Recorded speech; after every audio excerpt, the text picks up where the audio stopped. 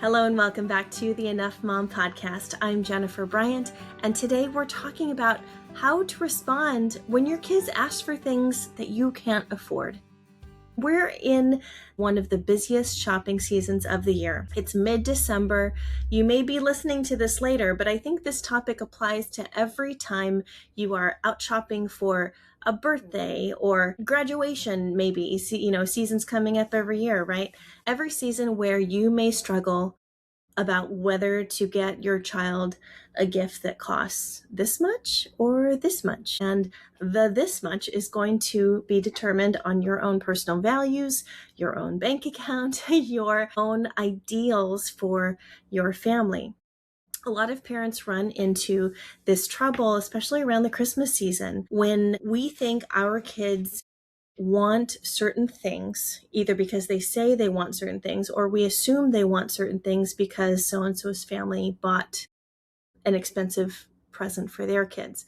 Or maybe you're caught in a comparison trap of your own, seeing what other families are able to afford for their kids. It's really a matter of different families prioritizing different things. And Mama, I don't want you to get stuck in assuming that you can only be a good parent if you can only afford certain things. That is so not true. Let's get back to the basics and talk about what really matters when considering what to buy your children for presents. I was talking with a mom this week, and her daughter, who's about preschool age, was telling her, "Mom, I want that thing that I see on TV." She keeps asking for it and going back to it. And the mom is like, she keeps asking for this particular thing. Or her cousins have such and such. When they go over, they have those real motorized cars or something. It's like, I can't get her that, especially this year. This year we have a tighter budget. And I asked her, what makes you think that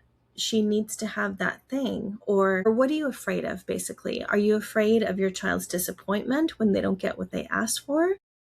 Because the asking tends to do more inside of us than it does inside of our children. I mean, yes, we need to teach them to handle disappointment, but merely asking for something should not put that much pressure on us as parents to fulfill their every wish. Because once we start doing that, that's how we build the sense of entitlement in kids. And it doesn't allow them to grow in the character that a human being should be built with. We don't want to build entitlement in our kids, meaning we don't give them everything that they ask for. Parents who do that will find themselves in tougher and tougher and tougher spots when children don't know how to handle disappointment as they grow up. Learning to handle frustration and struggle and, again, disappointment actually builds our character. And it helps us to be inventive, find other creative solutions through problems. That's how our brains grow. It's so good, right? But oftentimes our kids' big feelings or their repeated asks make us feel like that we're not doing enough for them. And Mom, that's just not true.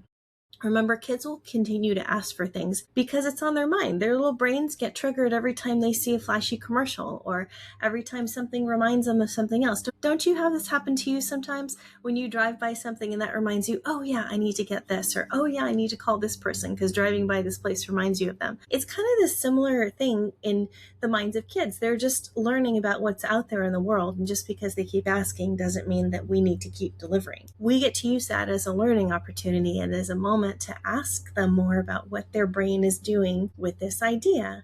What do you think about this toy that you saw? You get to walk them through scenarios around marketing and what commercialism is. And it always looks attractive to us. We always want to take action. And that's good advertising. That's good marketing. But it doesn't mean that we have to give in to it every time. So what would it look like, Mama? What would it look like to have that kind of conversation, especially with a young child? Remember, your young children don't have a context for what things cost.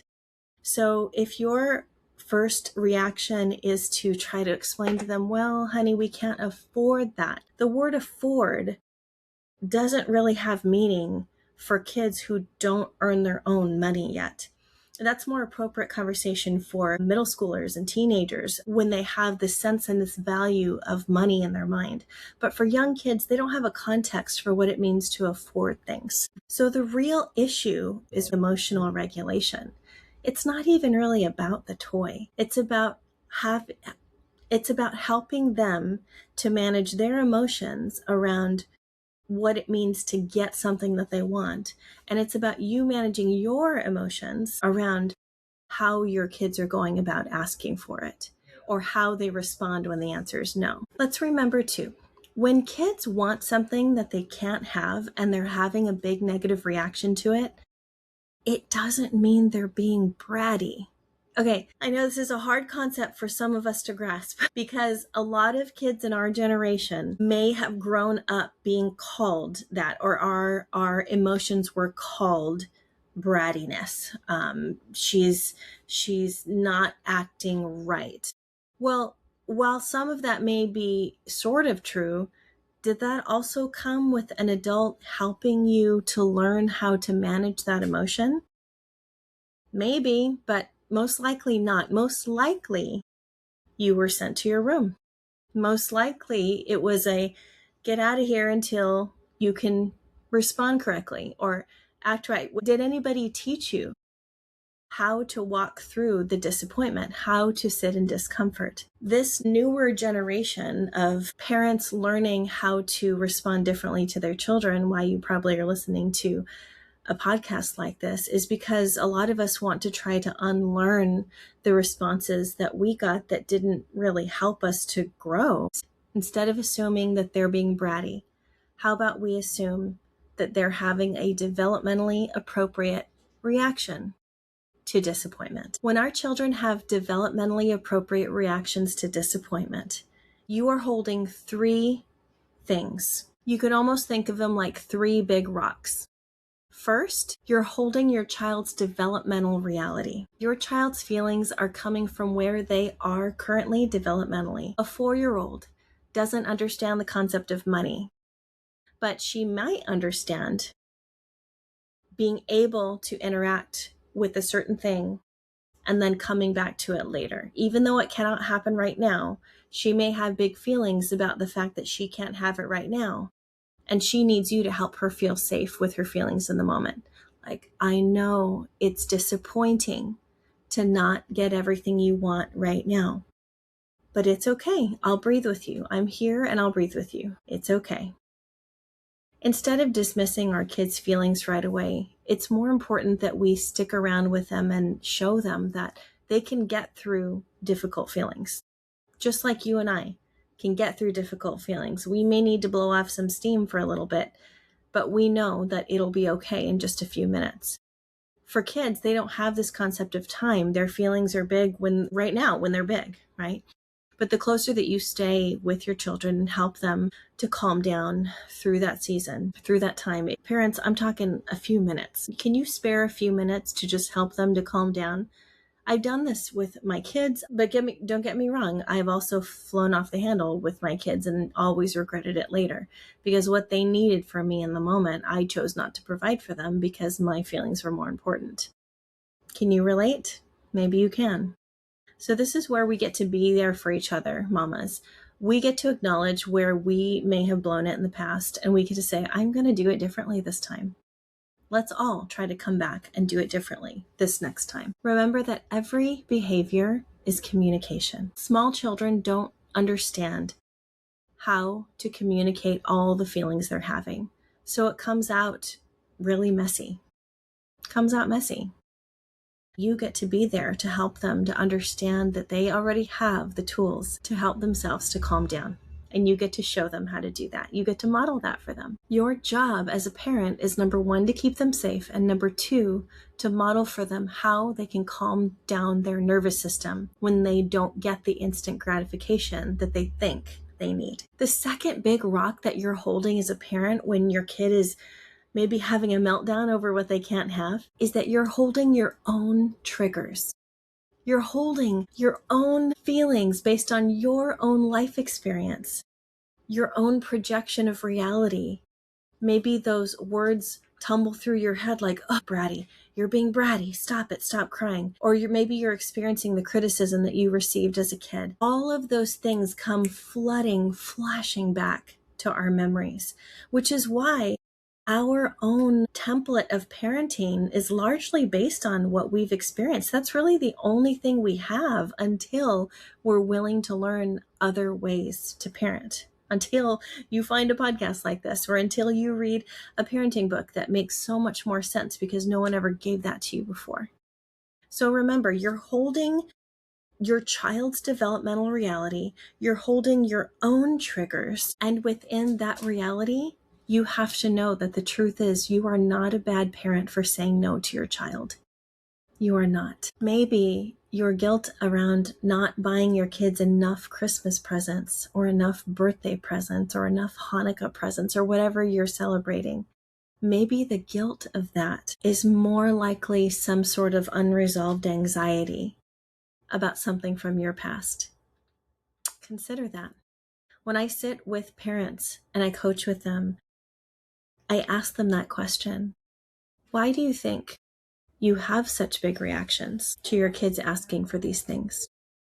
And the answer is usually something around, well, because I didn't get the chance to get that when I was young, or I expected that when I was young because my parents indulged me in all these ways and we always had, but then there was this one Christmas when I didn't quite get what I want, even though I kept asking for it. Okay, there it is. Maybe that's where your feelings are coming from. Mama, maybe your own triggers are actually projections of your past.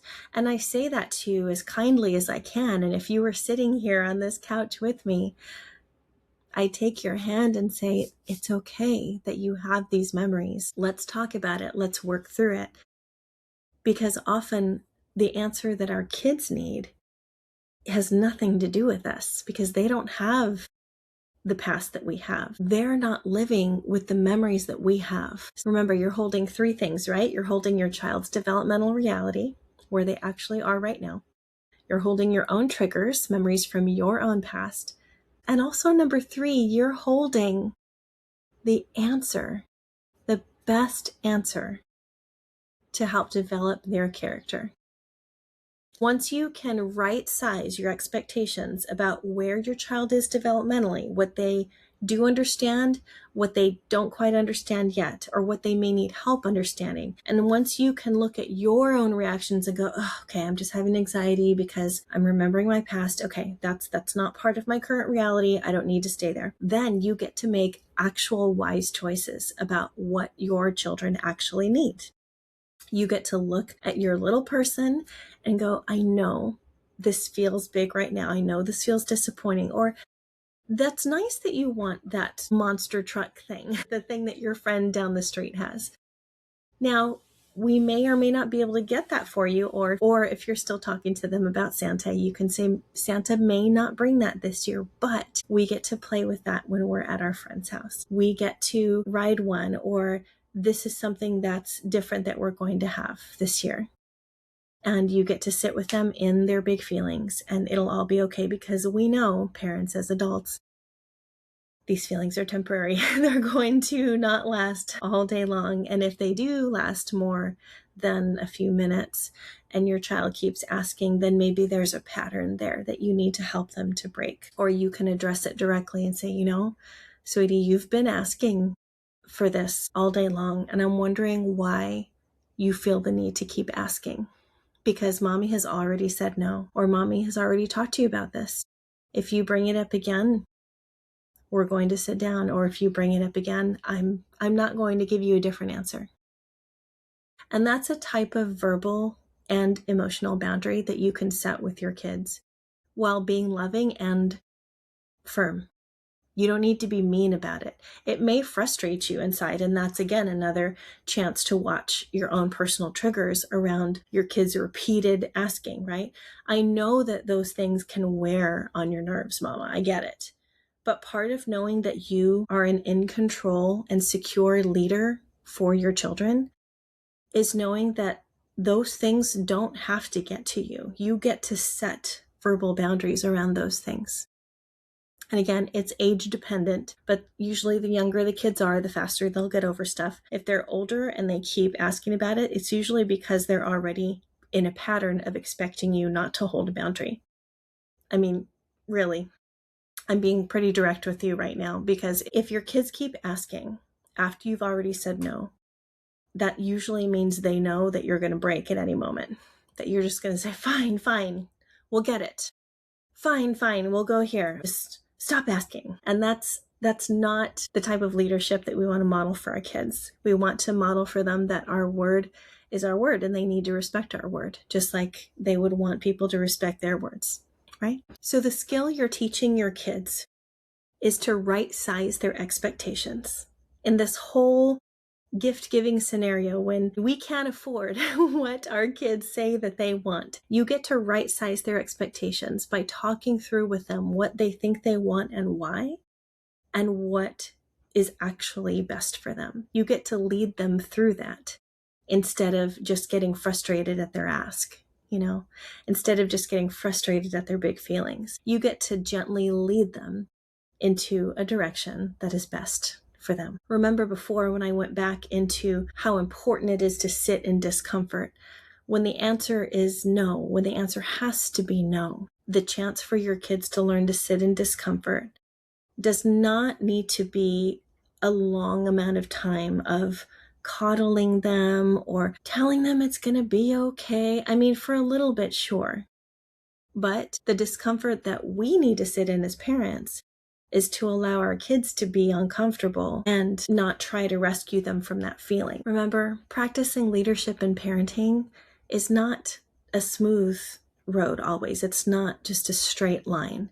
It's experimenting with different things, and it's also based on your child, right? We talked in other episodes about knowing your child, knowing where they are developmentally, what they can handle, but also coming to them straightforwardly and having an honest and open discussion about things. These discussions don't need to be long. They don't. They can be short and to the point, and they can be done with a smile. It is crucial to be able to practice sitting with your kids in their discomfort without blaming them, calling them bratty, or getting angry. Please try not to instantly assume or put words out there that they may hold on to for a long time. My mom called me bratty. I guess I am. I guess that's what I am. The words that come out of our mouth have a deep, deep impact on our kids. So please choose your words wisely and assume the best. Assume that you can be in a position to help teach them new skills, to teach them to sit in discomfort for long enough to actually appreciate the things that they already have. But don't call them a name just because you don't want to deal with their feelings. You have enough of what it takes, Mama, to be able to be patient with what your child needs from you. And that is a supportive, emotionally strong leader. The truth is, Mama, kids don't understand the value of things until they start working for it. My husband and I started having our kids work for experiences when they were as young as 6 and 7.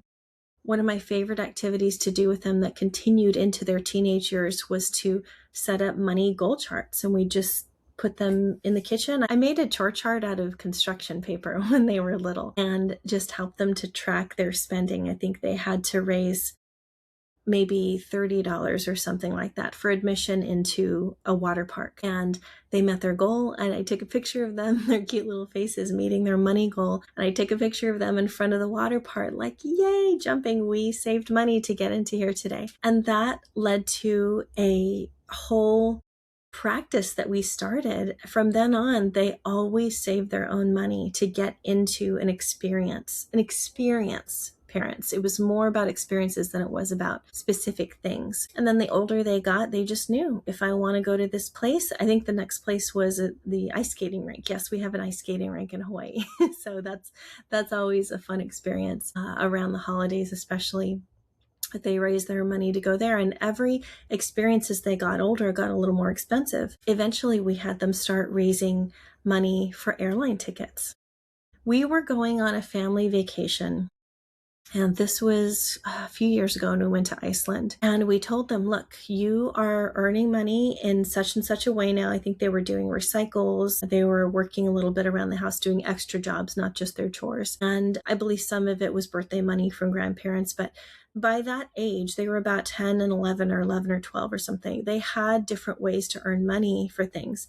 And they were able to raise hundreds of dollars for their airline tickets. Of course, we paid for the rest of the trip, but they knew that we were traveling and we were going to a foreign country, and they got to contribute to that. It wasn't a you have to situation, although we did require it of them, but it was more like you get to do this and you get to be proud of yourself for doing this. So I may do another episode on that soon about what it takes to help kids to raise money. Really, it's about teaching your kids to appreciate the things that they have. So that's another truth that you can sit with around this idea of kids understanding the value of things. You can start teaching them these things from a very early age. You can help them to understand the value that stuff carries from groceries by going grocery shopping with you, what their clothes cost, by not putting the burden of the cost on them necessarily, but just letting them know, no, we can't get this because this costs this much. Once they can understand numbers and amounts and things like that, I'd say older elementary years would be the best time to start that.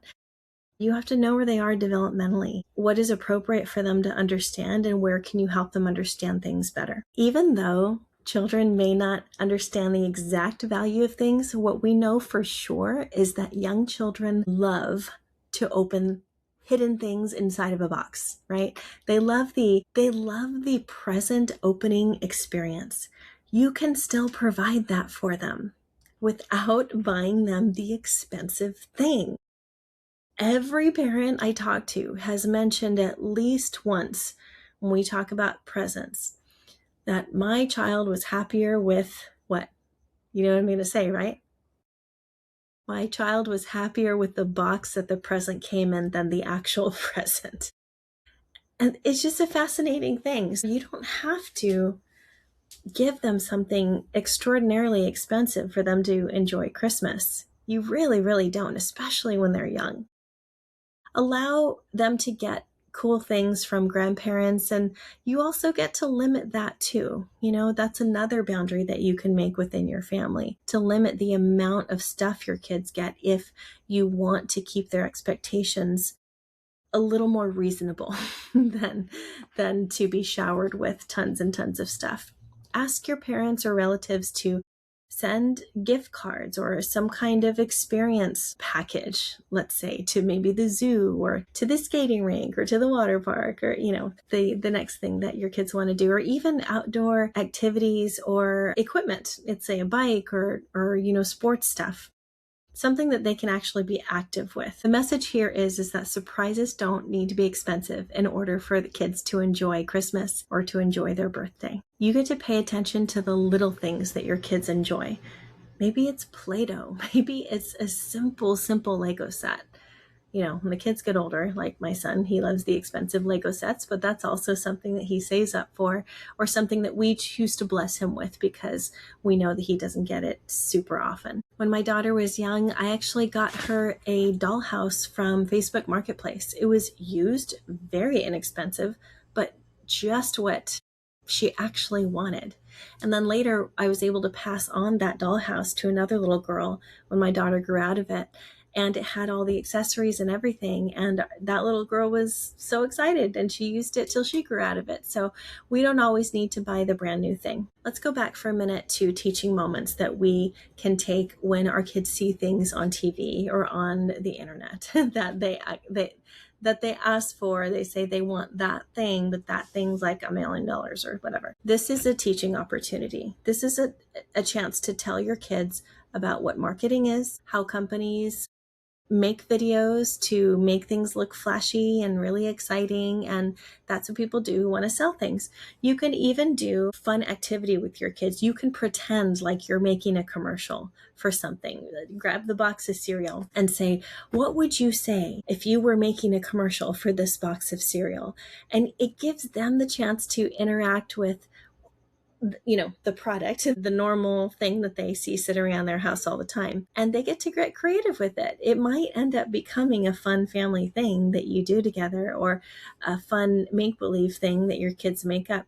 I am convinced that that's how the funny people on, Saturday Night Live came up with funny commercials for things. It's just by playing with it, just being silly. But it gives the kids a chance to interact with that medium of communication, of art, even of marketing. Like, how would you design a cereal box if you could sell a type of cereal? It may even teach them entrepreneurship, but it gives them the idea of, this is how this works. This is how the system works. And just because it's on TV doesn't mean we have to have it. Remember, you have a choice about what you expose your kids to. You could even watch TV less, or have them on the internet less, so that they're less exposed to these commercialism things. You have a choice. It doesn't have to be something that's in your kid's face all the time. I don't know. Try it. See if it works. We have more opportunity to influence kids with our values, instead of handing them over to advertisers who want to catch them with a pretty bait. You have more influence. You have more than enough in you, mama, to influence how your kids think about the world and how they make decisions about what they actually need or want to buy. All right, so let's connect this concept with our Enough Mom framework: courage, confidence, and calling. First, courage. Courage is what you need to sit with your child in discomfort without immediately trying to fix it or distract them from it. It takes courage to let them feel disappointed while you remain a steady and calm presence for them. It also takes courage to examine your own triggers around scarcity, around enoughness, around the things from your past that make you feel like you're not being a good enough parent. Now, confidence comes from knowing that you are not a bad parent for saying no. Confidence means trusting and teaching your child emotional regulation when they feel out of control with their big feelings. Teaching them to right-size their expectations is more valuable than giving in and giving them what they want every time they ask for it. You are confident enough to set the tone as a leader in your home. You can do it, mama. You can do it. And remember, you do all of it through the discomfort, not by avoiding it, not by pretending it's not there. You do it by going straight through it. And calling is remembering your bigger purpose as a mother. You are not here to be a vending machine to dispense whatever your kids request of you. You're called to raise resilient and emotionally intelligent human beings who can sit in the discomfort of their feelings and get past it quicker than if they were to just ignore it. And you get to teach them how to do that. We are raising intelligent humans who know how to delay gratification, because it makes us stronger, makes us more resilient, makes us patient. And playing that long game matters more than any toy ever could. I promise. If you want to support these motherhood growth moments, I've got a new product. It's called the Dream Reconnection Journal. If you have felt like you can't reconnect to the things you actually want, mama, if you have forgotten about the things that you love because you've been too busy focusing on what everyone else wants, the Dream Reconnection Journal may be exactly what you need for yourself. It's a contemplative journal, and it walks you through 7 environments of yourself, your inner world, where you get to look deep inside and say, what is it that I actually want? Because wanting things is not selfish. It's getting back to knowing who you are so that you can be more grounded and more ready to face motherhood, to face your kids' strong feelings or strong reactions, to be able to know who you are and respond accordingly. Share this episode with another mom who needs to hear it, and I will see you back here next time on the Enough Mom podcast. Take care.